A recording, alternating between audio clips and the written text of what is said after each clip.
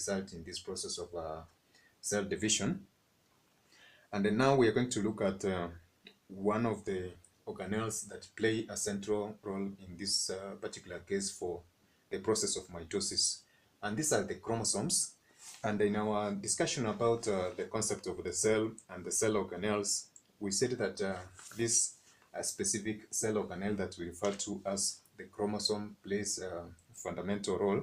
in carrying genetic materials of this specific organism that consists of this range of cells, one of which I've just illustrated on the board. Number two is that it plays an important role in gene regulation, protein synthesis, and even cell replication, as we have talked about the concept of asexual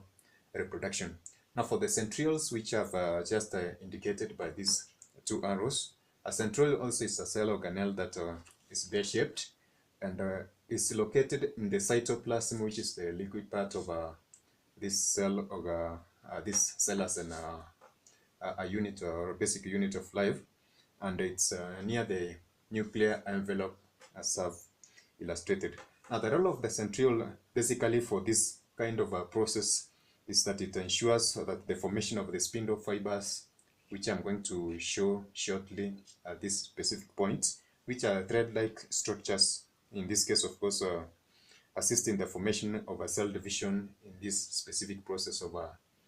mitosis. And apart from that, we're going to see also that the nucleus, which at some point is going to be involved in some processes to facilitate this cell division, also plays a key role in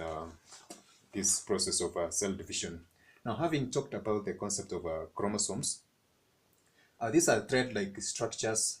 as we can be able to see, which basically are found